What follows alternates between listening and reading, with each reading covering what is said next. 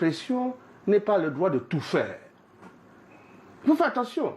Dans chaque métier, y compris dans le mien, il y a ce qu'on appelle les limites qu'encadre la déontologie. Ce n'est pas parce que je suis avocat que j'ai le droit de tout faire. Ce n'est pas parce que je suis journaliste que j'ai le droit de tout faire. La question qui se pose, et c'est une réflexion que les professionnels de l'information et de la communication doivent engager en leur sein.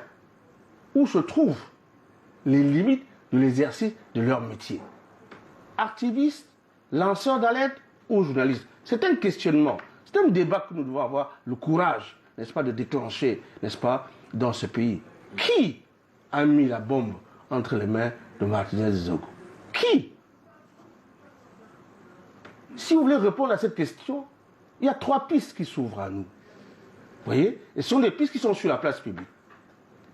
Il y a un journaliste, danseur d'alerte aussi, qui émet souvent de Paris, qui 5 à 10 jours avant l'assassinat de Martinez Zogo, a dit dans une de ses communications qu'il sera enlevé, qu'il sera torturé, et que s'il a la chance, on va le laisser vivant, mais très abîmé, mais que s'il n'a pas la chance, on va le tuer et qu'on va lui couper les doigts. C'est un Camerounais qui émet souvent de Paris, qui a dit cela.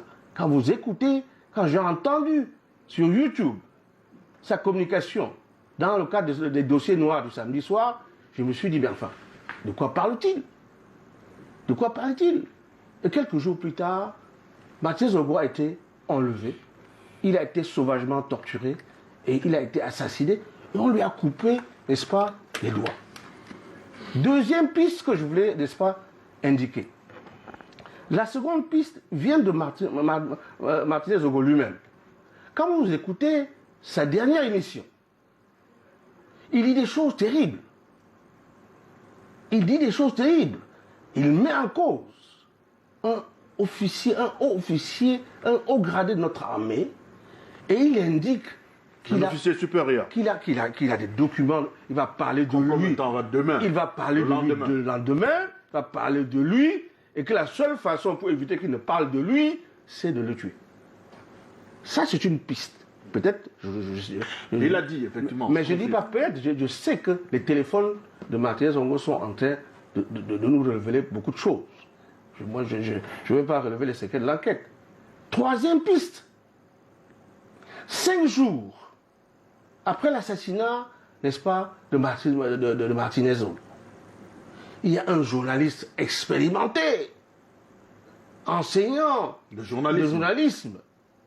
Dans le cadre d'une interview dans une radio urbaine de Douala, Balafon pour ne pas le citer, répondant à la question de Bodjiko, il dit, dès l'enlèvement de Martinez Zogo, j'ai, en bon professeur, mis en place une veille pour être informé minute by minute de ce qui se passait. À une seconde question, il dit, contrairement à ce que vous pensez, Martinez Zogo n'a pas été tué le dimanche. Il a été tué dans la nuit de mardi à mercredi, à 3 h du matin, a-t-il dit. Il n'a pas dit à 4 h, à 2 h, il a dit à 3 h du matin. Et lui, il a été informé à 4 h. Et il a été informé, on l'a réveillé à 5 h du matin, et son interlocuteur lui a dit, ils l'ont tué. Et quand vous regardez l'expression faciale de ce grand homme que j'aime beaucoup et qui est un de mes amis, vous rendez compte qu'il était dans l'effroi quand il racontait cela. Donc, en fait, ces 3 pistes, à elles seules, permettent de remonter, n'est-ce pas, la pyramide et de découvrir qui est le donneur d'ordre, qui a exécuté. Je voulais terminer, M. Bouva, pour dire que les Camerounais ne doivent pas avoir peur. Il faut qu'ils sachent qu'ils ont le droit d'exiger la vérité sur l'assassinat de Martinez Zogo. Mais ils ont également le devoir de demander la vérité sur les assassinats qui ont précédé l'assassinat de Martinez Zogo. Peut-être que l'assassinat de Martinez Zogo va permettre de lever un voile sur ces mécanismes d'élimination des citoyens camerounais, tout simplement parce qu'ils posent problème dans tel ou tel secteur. La responsabilité, elle n'est pas individuelle, elle est collective.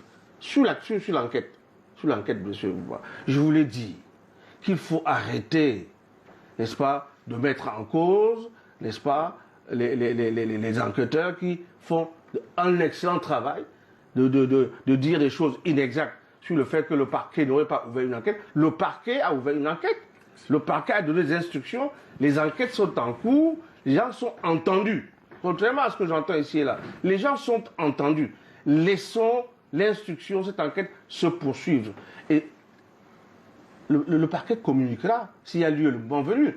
Mais pour l'instant, le parquet ne peut pas être, n'est-ce pas, questionné tous les matins